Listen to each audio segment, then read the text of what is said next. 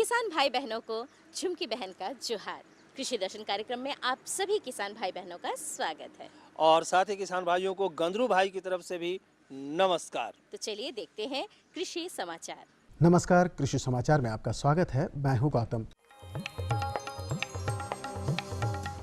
चालू वित्तीय वर्ष 2012-13 में राज्य के सभी जिलों में केंद्र प्रायोजित राष्ट्रीय कृषि विकास योजना के तहत national mission for protein supplement नीति के अंतर्गत गव्य विकास के लिए विशेष कार्यक्रम का कार्यान्वयन किया जा रहा है।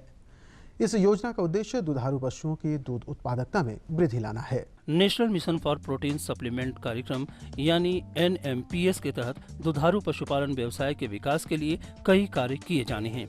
NMPS का उद्देश्य है राज्य में व्यावसायिक डेयरी फार्मिंग के माध्यम से दूध उत्पादन में वृद्धि की जाए, राज्य में स्वच्छ एवं रोगाणु मुक्त दूध उत्पादन को प्रोत्साहित किया जाए। इसके अलावे दूध उत्पादन एवं विपणन के क्षेत्र में डेयरी उद्यमियों या निजी क्षेत्र द्वारा अनुदान आधारित पूंजी निवेश को प्रोत्साहित किया जाए। साथ ही दूध उत्पादक स्तर पर दूध का शीतकरण एवं विधायन के लिए आधारभूत संरचना का विकास सुनिश्चित करना है।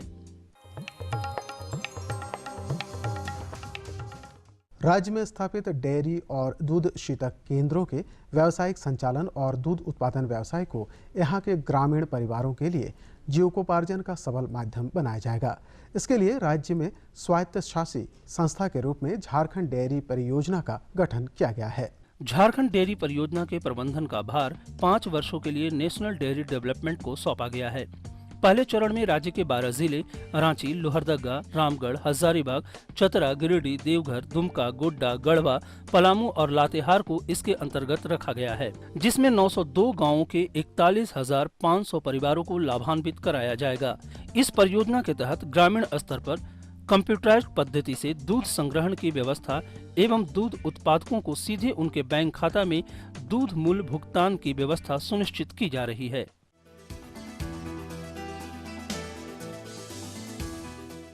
झारखंड में फलदार फसलों की खेती से बहुत अच्छी उपज पाई जा सकती है।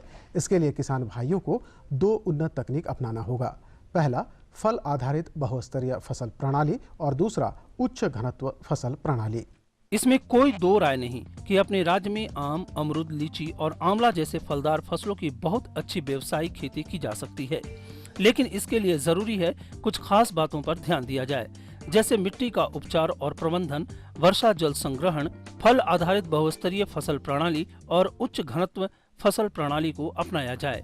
अच्छी तरह से अगर व्यावसायिक रूप से किसी किसान को फलदार खेती यहाँ पे झारखंड में करना है तो जो इम्प्रूव तकनीक होता है, पर्टिकुलरली हमारा मिट्टी का अच्छी तरह से हम लोग मैनेज करके अगर खेती करते हैं और वर्षा जल को संग्रह करके अगर खेती करते हैं तो फलदार पौधा का खेती से हम लोग अच्छा फलत ले सकते हैं। इसके लिए पर्टिकुलरली जो फल आधारित बहुस्तरीय फसल प्रणाली है और उच्च घनत्व फसल प्रणाली, ये दो तकनीक जो होता है, ये इस तकनीक दोनों तकनीक को किसान भाई अगर अपनाते हैं तो फल का अच्छी तरह से यहाँ पे व्यावसायिक रूप से खेती कर सकते हैं। राज्य के किसान मटर के बेहतर उत्पादन के लिए मटर के उन्नत प्रभेद स्वर्ण रेखा, DDR 23, Bonneville, Lincoln, BL3, Pant उपहार, जवाहर मटर 1, आज़ाद P1, काशी शक्ति और पालम प्रिया लगाएं। इनकी उत्पादन क्षमता 80 से 90 क्विंटल हरी फली प्रति हेक्टर है। स्वर्ण रेखा विशेषकर झारखंड के लिए अनुशंसित मटर का प्रभेद है। ये जल्द तैयार होने वाला रोग रोधी किस्म है। ये लगभग 90 दिनों में तैयार हो जाता है और प्रति हेक्टेयर 90 क्विंटल उपज देने की क्षमता रखता है। स्वर्ण रेखा के अलावा DDR 23, जवाहर मटर 1, आज़ाद P1, काशी शक्ति, पालम प्रिया, पंत उपहार, बोनाबिले, लिंकन और BL3 नामक मटर के उन्नत प्रभेद लगाकर बेहतर उपज प्राप्त कर सकते हैं। इन प्रभेदों वाले मटर की उत्पादन क्षमता 80 से 90 क्विंटल हरी फली प्रति हेक्टेयर है। मिनी स्प्रेयर नामक कृषि उपकरण धान या सब्जी के बीजड़ों पर दवा छिड़कने का काम करता है। उपकरण छोटे और सीमांत किसानों के लिए ज़्यादा फायदेमंद है, क्योंकि ये खासकर नर्सरी और छोटे खेतों को ध्यान में रखकर बनाया गया है। इसमें एक बार में 2 लीटर तक तरल घोल डाला जा सकता है और इसकी कीमत मात्र 250 रुपये है। मिनी स्प्रेयर दवा छिड़काव करने वाला कृषि उपकरण है। इसमें एक बार में 2 लीटर तक तरल घोल डाला जा सकता है। इसके अंदर एक टैंक होता है जिसमें घोल डालकर ऊपर से ढक्कन को अच्छी तरह से कस दिया जाता है। 8-10 बार पंप करने से प्रेशर तैयार हो जाता है। इसके बाद पंप करने की जरूरत नहीं होती। एक पुर्जों को दबाने से अपने आप दवा का छिड़काव होने लगता है। ये छोटा स्प्रेयर है। इसे छोटे आकार वाले खेत और नर्सरी को ध्यान में रखकर तैयार किया गया है। ये छोटे और सीमांत किसानों के लिए ज्यादा उपयोगी है। चलिए आज हम सफलता की कहानी शुरू करते हैं एक ऐसे किसान से जिन्होंने खेती-बाड़ी के काम में अपनी लगन और मेहनत से एक मिसाल कायम की है। ये अपने खेतों में शानदार उपज पाने के मामले में अपने गांव के गिने चुने किसानों में से एक हैं। ये किसान जीवट और मेहनती तो हैं ही साथ खामियों को खूबियों में बदलने के हुनरमंद भी हैं। इनकी खासियत है कि ये अगले फसल के लिए खेतों की तैयारी भी पूरे जी जान से करते हैं और लगी हुई फसलों की देखभाल भी पूरी तन्मयता से करते हैं। इस बात की गवाही इनके खेतों में लहलहाती हुई फसलें हैं। अनाज हो या सब्जी, इन्हें सभी फसलों से अपनी मेहनत का अच्छा परिणाम मिलता है। 10 साल पहले जो हम खेती लगाते हैं तो लगा रहे थे, उस टाइम इतना मुनाफा नहीं हो रहा था। धीरे धीरे हम सीखते सीखते आदमी के बताने के अनुसार में हम सीखते गए और इधर अधिक खेती लगाने लगे और हमको ज़्यादा मुनाफा होने लगा। यही खेती से सब परिवार वाले खुश हैं। पढ़ाई लिखाई के लिए उस सब के लिए वही खेती से सब पूर्ति हो जा रहा है। और आइए अब एक नजर डालते हैं राज्य के 3 प्रमुख शहरों के मौसम के मिजाज पर।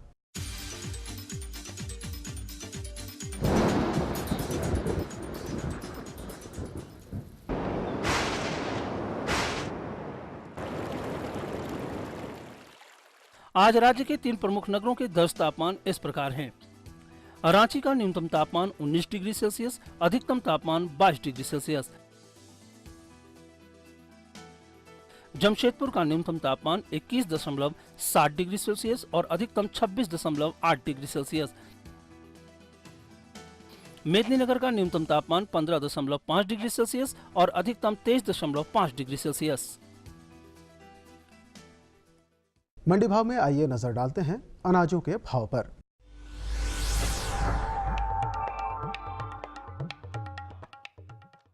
आज कृषि उत्पाद बाजार समिति पंडरा रांची में दर्ज किए गए विभिन्न खाद्यान्नों के थोक भाव इस प्रकार हैं। चावल मोटा 1850 रुपये से 2200 रुपये, चावल मध्यम 2250 रुपये से 2400 रुपये, चावल उत्तम 2450 रुपये से 2700 रुपये, गेहूं 1400 रुपये से 1500 रुपये, चना 5000 रुपये से 5200 रुपये, दाल अरहर 5400 रुपये से 7100 रुपये, दाल मसूर 4200 रुपये से 4600 रुपये, दाल चना 6000 रुपये से 6300 रुपये, सरसों तेल 10100 रुपये से 10300 रुपये, चीनी 3650 रुपये से 3850 रुपये, आलू 1300 रुपये से 1350 रुपये और प्याज 1200 रुपये से 1300 रुपये प्रति क्विंटल रहा। कृषि समाचार में आज इतना ही। अगले दिन अगले अंक में फिर मुलाकात होगी ताज़ा तरीन खबरों के साथ। तब तक के लिए दीजिए इजाजत। नमस्कार, जोहार। किसान भाइयों, अभी आप देख रहे थे कृषि समाचार, जिसमें खेतीबाड़ी से संबंधित तमाम तरह की जानकारियां आपको मिली, मौसम के मिजाज से भी अवगत हुए और मंडी भाव का भी आपको पता चल गया। बिल्कुल सही कहा। लेकिन यहाँ पर हम लेंगे झुमकी बहन एक छोटा सा विराम, लेकिन इस विराम के बाद हम पुनः हाजिर होंगे किसान भाइयों। तब तक आप बने रहिए हमारे साथ। ये लो और बताओ। बस। अरे ये क्या भैया जी, बस इतनी सी रासायनिक खाद? किसानी छोड़ रहे हो क्या? किसानी नहीं, नादानी छोड़ रहे हैं। मिट्टी की जांच कराई है। अब तो लालाजी जितनी जरूरत है उतने ही उर्वरक खेत में डालेंगे। हाँ किसान भाई आज ही अपने जिले की नजदीकी भूमि परीक्षण प्रयोगशाला में मिट्टी की जांच जरूर करवाएं और मिट्टी में पोषक तत्व, नमी व पौधे के विकास को देखते हुए केवल जरूरत के अनुसार ही पोषक तत्व डालें। और हाँ, मिट्टी में गंधक, जस्ता, बोरोन जैसे सूक्ष्म पोषक तत्वों का पता लगाना भी न भूलें। उर्वरक और जैविक खाद के सही उपयोग से भूमि का उपजाऊपन बनाए रखें, उत्पादकता बढ़ाएं, खर्चा घटाएं और बहुमूल्य विदेशी मुद्रा बचाने में भी सहयोग दें। और हाँ, धीमी गति से नाइट्रोजन उपलब्ध कराने वाले उर्वरकों जैसे नीम लेपित यूरिया को प्राथमिकता दें और यूरिया का पत्तों पर छिड़काव करें। अरे वाह, तू तो सचमुच समझदार हो गया रे। अधिक जानकारी के लिए संपर्क करें जिला कृषि अधिकारी या किसान कॉल सेंटर। अम्मा खाना दे दो ना। सबर कर गोलू, अभी दाल नहीं गली है। तू फिक्र ना कर गोलू की अम्मा, अब की बार अपनी दाल खूब गलेगी। क्या मतलब जी? अब की बार NFSM के तहत दाल की पैदावार को बढ़ाने के तरीकों को दिखाने के लिए देश में 1000 क्षेत्र चुने गए हैं, जिसमें हमारा इलाका भी आ गया है। पर इससे हमें क्या फायदा? हमें 5 एकड़ खेती के लिए खाद और कीटनाशक के अलावा बढ़िया बीजों की एक मिनी किट भी मिलेगी। इतनी दाल का करेंगे क्या जी? अरे भगवान, सरकार ने दलहन का समर्थन मूल्य भी खूब बढ़ा दिया है और इनकी खरीद का भी पूरा इंतजाम कर लिया है। इससे आमदनी बढ़ेगी और फिर हमारा गोलू अच्छे स्कूल में जाकर के कृषि वैज्ञानिक बनेगा। हाँ। विराम के बाद एक बार फिर से स्वागत है हमारे सभी किसान भाई बहनों का। लेकिन अब वक्त हो चला है हमारे कारू दादा और मंगरा दादा से मिलने का। बिल्कुल। और किसान भाइयों को भी इंतजार रहता है कारू दादा और मंगरा दादा के, क्योंकि उनके मार्फत से हम किसान भाइयों को बहुत सारी खेती बाड़ी से संबंधित जानकारी उपलब्ध कराते हैं। तो चलते हैं गाँव की तरफ। बिल्कुल, नेकी और पूछ पूछ। चलिए। ये तो देखिए ना, अभी तक गंदरू भाई को आना था, ये नहीं है अभी तक। अभी आएंगे, हमको बोले थे ना कल। अरे सब का हाल चाल? सब ठीक है ठाक है। हम ही लोग का इंतजार हो रहा था आपका नाम लेने। आप लोग का बहुत एकदम बेसब्री से इंतजार कर रहे थे। हाँ दादा, और हम लोग का इंतजार किसान भाई कर रहे हैं। बिल्कुल। भाई जानकारी का इंतजार तो हर किसी को रहता है। तो जानकारी बोल के तो वैसा नहीं कुछ है, तो दिक्कत हो गया है ना, उसका बारे में थोड़ा आपसे सलाह लेना था। क्या दिक्कत हुआ है? अब देखिए, हम तो खेती बाड़ी के साथ साथ गाय भैंस भी पोसे हैं। हाँ दादा, हाँ। तो ये भैंस सब में ना ये परजीवी रोग जब लग जाता है, बीमार हो जाती है भैंस, तो उसका क्या रोकथाम करेंगे, कैसे उसका इलाज करेंगे, क्या चीज का देखभाल करेंगे दादा? एकदम सही बात है। आप गए थे ना हमारे विशेषज्ञ डॉक्टर AR देव जी के पास? बिल्कुल बिल्कुल, और AR देव जी ने इसी विषय पर जानकारी दी है किसान भाइयों के लिए। तो चलिए हम किसान भाइयों को भी जानकारी उपलब्ध करा देते हैं। बिल्कुल। डॉक्टर साहब, आपका बहुत बहुत स्वागत है हमारे। नमस्कार।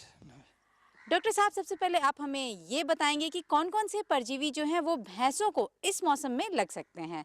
तो डॉक्टर साहब किसान भाइयों, इस मौसम में खास करके ट्रिमाटोड ग्रुप का, जो कि फैस्चुलोसिस, एम्फिस्टोमेसिस एंड सिस्टोसोमेसिस का बहुत ज़्यादा प्रकोप है। इसका बाद प्रकोप है आपका blood protozoan parasite, Babesia, Theileria, Trichomonas fetus और आपका बिलेंटिडियम कोलाई, जो कि प्रोटोजोन ग्रुप में आता है। इसका बाद बहुत सारे निमाटोड, जो कि खेतिया पास्चर लैंड, जिसको जहाँ चढ़ते रहते हैं, गंदगी भी जहाँ पर है, जहाँ मॉइस्चर है, बहुत सारे निमाटोड का प्रकोप है। इसमें से हिमोंकोसिस, स्ट्रोंगाइलॉइड्स, एस्केरिस, निमाटोडोरस, ऑस्टार्टेजिया, इस तरफ निमाटोड का बहुत ही कॉमन बात है, जो कि जानवर में पाए जाते हैं। जी, जैसे कि डॉक्टर साहब हमें बीमारियों के काफ़ी नाम बता चुके हैं, जो शायद थोड़ा सा कम समझ में आएगा। तो आइए हम ये जानते हैं कि हम कैसे समझ पाएंगे कि अब इस मौसम में हमारे जानवर बीमार पड़ रहे हैं और क्या क्या उनके लक्षण हम देखकर समझेंगे, ताकि जल्द से जल्द डॉक्टर के पास जाएं या पूर्व में टीकाकरण करवा सकते हैं। डॉक्टर साहब बताएं कि कैसे पहचानेंगे? हाँ, एक तो जब परजीवी से आक्रांत हो जाता है, एक तो स्वस्थ पहले ऐसा नहीं रहेगा, थोड़ा कमजोर हो जाएगा, खाना कम खाएगा, गला में सूजन हो जाता है ना। तीसरा, आपका कुछ प्रोटोजोन पैरासाइट में हाई टेम्परेचर रहता है, पेशाब में भी कालापन आ जाता है, तो कॉफ़ी कलर भी रहते हैं। तो इस तरफ आप सिम्टम देख के, एक तो भूख नहीं लगता है, इसका बाद गोबर थोड़ा गीला टाइप आता है, कुट्टी ऐसा आते रहता है, टेम्परेचर, इसका बाद सुस्त रहना, खाना कम खाना, इसी लक्षण से आप पता लगेगा कुछ ना कुछ गड़बड़ है। आप इमीडिएट कोई डॉक्टर का सलाह लीजिए। जैसे कि हमें वैज्ञानिक बता रहे हैं कि आप जल्द से जल्द अपने डॉक्टर से सलाह ज़रूर ले लें। तो आइए हम ये भी जान लें कि किन किन अंगों में परजीवी सबसे ज़्यादा असर डालते हैं, साथ ही घरेलू तौर पे कौन कौन से इलाज हम कर सकते हैं। डॉक्टर साहब हमें बताएं कि किन किन अंगों में सबसे ज़्यादा प्रभाव डालते हैं। मुख्यतर पेट का जो अंग है, इंटेस्टाइन हम लोग कहते हैं, उसमें सबसे ज़्यादा कीड़ा पाया जाता है। उसमें बहुत सारे निमाटोड भी हम बताया जो कि पेट में पाए जाते हैं। ऊपर का पेट का शुरुआत जो पेट है उसमें ज़्यादा एबुमेजम, ड्यूडेनम, है ना, रूमेन रेटिकुलम। इसका बाद आता है लीवर में, लीवर में बहुत ज़्यादा पाए जाते हैं। इसका बाद आता है आपका अदर ऑर्गन, खून में, खून वाला बहुत ज़्यादा खतरनाक है, उसमें ज़्यादा मोर्टिलिटी मानी मौत का कारण भी बन सकता है। यही सब अंग जो है लंग, लीवर, इंटेस्टाइन और खून का जो सेल है, कणिका है, श्वेत कणिका, लोहित कणिका, वो सब में पाए जाते हैं। हम ये भी जान लें कि क्या उनके दूध देने की क्षमता पर कोई असर पड़ेगा या फिर उनकी जो मृत्यु दर है वो बढ़ जा रही है, जैसे कि डॉक्टर साहब हमें बता रहे हैं, तो आपका कितना नुकसान होगा अगर आपके जो पशु हैं, भैंस हैं, वो बीमार पड़ जाए? डॉक्टर साहब हमें बताएं कि कितना हो जाएगा अगर वो मर जाए या इलाज वगैरह देखिए, कराएंगे? कोई भी पैरासाइट अगर पेट में है, कुछ ना कुछ तो हानि होगा, क्योंकि आपका खाने में ठीक से हजम नहीं हो पाएगा। इसका बाद जो शरीर का जो पौष्टिक तत्व है वो रिसाव होने लगता है पेट में, तो ऑटोमेटिक शरीर कमज़ोर हो जाता है। इसका बाद आपका जो ऑर्गन है, जैसे लीवर है, इसका बाद लंग है, अगर बहुत ज़्यादा पैरासाइट कीड़ा घुस जाता है तो उसका फंक्शन भी कमी हो जाता है। तो अल्टीमेटली जो वाइटल ऑर्गन है, अगर उसमें कीड़ा पाए जाते हैं तो उसका कमजोरी हो जाएगा। अल्टीमेटली आपका दूध पर प्रोडक्शन पड़ेगा, क्योंकि दूध कम हो जाएगा। निश्चित तौर पर 5 किलो से लेके 10 किलो तक दूध कम हो जाता है। आधा तक आपका अगर 10 किलो दे रहे हैं, 5 किलो तक कम हो जाएगा। इसका बाद अगर बहुत ज़्यादा बीमार है, खास करके प्रोटोजोन ग्रुप में, तो मौत का कारण भी हो सकता है। इसीलिए आप हमेशा जब भी आप देखें पशु स्वस्थ नहीं है, आप लोकल डॉक्टर से सलाह लीजिए, पहले पता लगाइए जो क्या बीमारी है। बीमारी का बाद बहुत अच्छे सस्ता एवं कॉस्टली दोनों दवाई अवेलेबल है। आप डॉक्टर सलाह बिना कोई दवाई मत कीजिए। ऐसे घरेलू जो उपचार आप कर सकते हैं, एक तो जो खेत जहाँ पर चराते हैं उस जगह अगर बहुत जानवर चरते रहता है, आप वहाँ मत ले जाइए, क्योंकि आपका पशु वहीं से कीड़ा पकड़ता है। तो इसीलिए आप ऐसा जगह पर चराने ले जाइए, घास काट के ले आइए जहाँ पर दूसरा जानवर चरता नहीं है। अगर उस जगह पर चरते रहता है, आप उसी का घास लेते हैं, इसका मतलब आपका घर में बीमारी आ रहा है। आप इसको अगर काट के ले भी आया, उस घास को आप बहुत अच्छा से साफ कीजिए, पानी में बहुत अच्छा से धुइए, थोड़ा सा धूप में सुखाइए, इसका बाद जानवर को खाने दीजिए। फिर साफ सुथरा रखिए, फार्म को गंदगी हरगिज नहीं रखिए। फार्म में जो गोबर गिरा हुआ रहता है एक पर्टिकुलर जगह पर रखिए, और बाकी सब जहाँ गाय बैठती है, गाय रहती है, वहाँ एकदम साफ सुथरा रखिए। टाइम टू टाइम आप इसको, अगर बहुत ज़्यादा गंदगी है उसको बहुत अच्छा से रगड़ के साफ कीजिए। कुछ दवाई है, इसका फॉर्मेल्डिहाइड है, ब्लीचिंग पाउडर है, चारों तरफ छिड़काव कीजिए, तो उससे आपका जो कीड़ा का प्रकोप कम हो, निश्चित तौर पर कम होगा। सेकंड, आपका जो कीड़ा जो सटा हुआ रहता है, अठैली जिसको कहते हैं, उसको आप पहले ही जैसे ही देखते हैं ऐसे ही उसको हटाने का कोशिश कीजिए। अदरवाइज आपका जानवर अगर इससे आप ठीक ठाक रखेंगे, बीमारी कम होगा, आपका दूध का प्रोडक्शन बढ़ते जाएगा। हाँ दादा, तो कैसा लगा जानकारी? बहुत बेस लगा। अब हम खूब बढ़िया से बूझ गए कि परजीवी रोग हो जाए तो का उपाय करना चाहिए। बिल्कुल, और आपके साथ साथ हमारे किसान भाई भी बुझ गए होंगे कि भाई अगर भैंसों में परजीवी रोग लग जाता है तो उसकी सुरक्षा कैसे करनी है, उसका निदान कैसे करना है, ये तमाम जानकारी हमारे किसान भाइयों को मिल गई। और दादा, आज तो मेरा कोई विशेष बात है। आज हमें वो किसान से मिले। कौन? अरे जो खीरा लगा है, मत पूछिए। खीरा तो खेत का हीरा होता है। वही दिनेश महतो जी का खेत में जाने से पता चला कि खीरा एकदम हीरा होता है। तो सुनिए ना, तो हाँ, तो हम लोग दिनेश जी से मिलते हैं। हाँ, चलिए। किसान भाइयों, जैसा कि आप जानते ही हैं, आज हमारे झारखंड में भी बहुत से ऐसे किसान हैं जो खेती बाड़ी करके एक बहुत बड़ा सफल किसान बने हैं। ठीक हमारे बीच हैं आज दिनेश महतो जी और हम बयांग में हैं। आप हमें बताएंगे, जो आप खेती की जो शुरुआत कर रहे हैं, कब से कर रहे हैं? 1985 से हम खेती कर रहे हैं, और पहले पूर्वज लोग हमारे यहाँ खेती ही पर निर्भर थे, और आज भी हम लोग निर्भर खेती पर रखते हैं। उसके बाद जो भी हम लोग काम करते हैं तो खेती बाड़ी ही से करते हैं, और अभी भी कर रहे हैं खेती बाड़ी से। आपके पूर्वज इससे पहले क्या करते थे? उस समय की खेती और अभी की खेती में क्या अंतर है?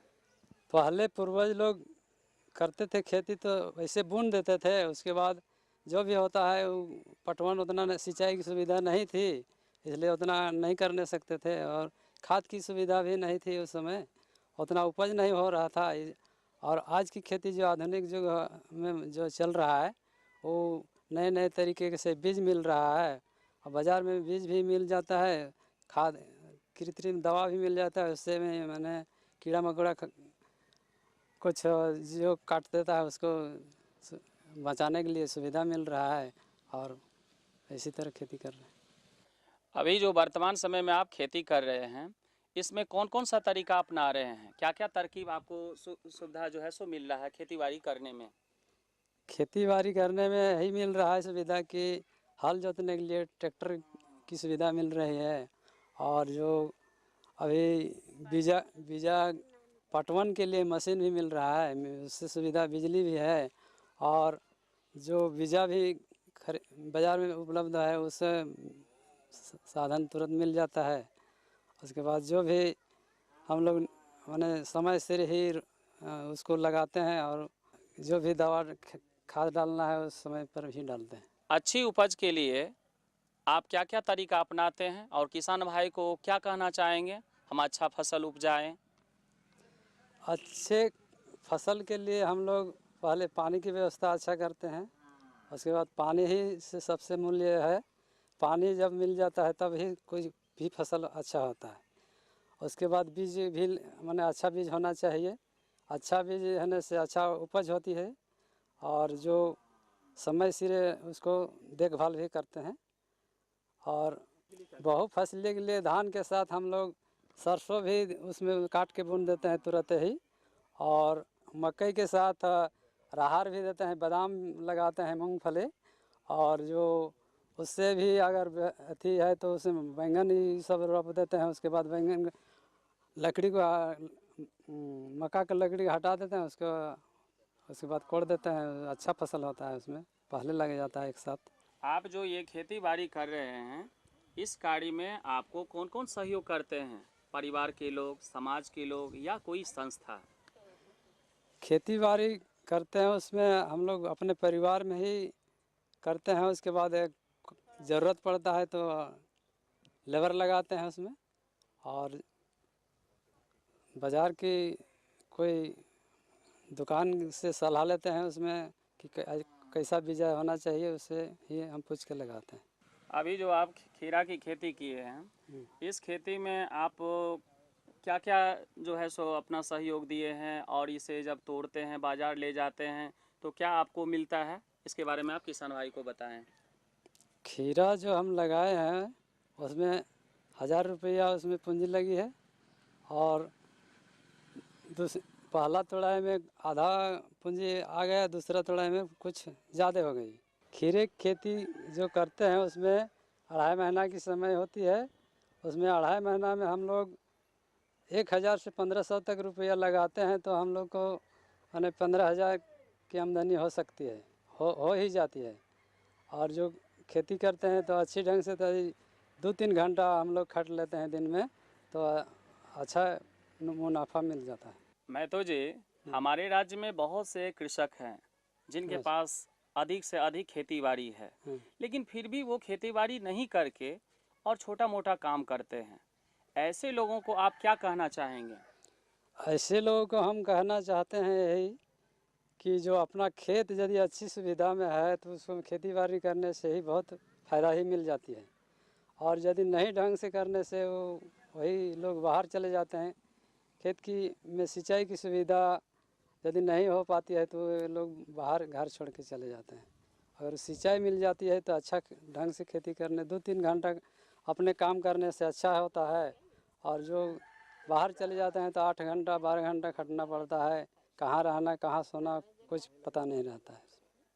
इसलिए खेती ही हम लोग सबसे अधिक उपयोग समझते हैं कि खेती ही से कोई भी किसान है या कोई और नौकरी भी जो करते हैं वो भी खेती पर ही निर्भर करते हैं। देश की जो किसान ही देश को रखते हैं। किसान यदि उपयोग न करे तो नौकरी करे या फैक्ट्री कोई भी कहीं भी काम करे तो कोई भी अनाज की ही ज़रूरत पड़ती है। इसलिए किसान को खेती करना बहुत माने अच्छा ही होना चाहिए, अच्छे ढंग से करना चाहिए किसान।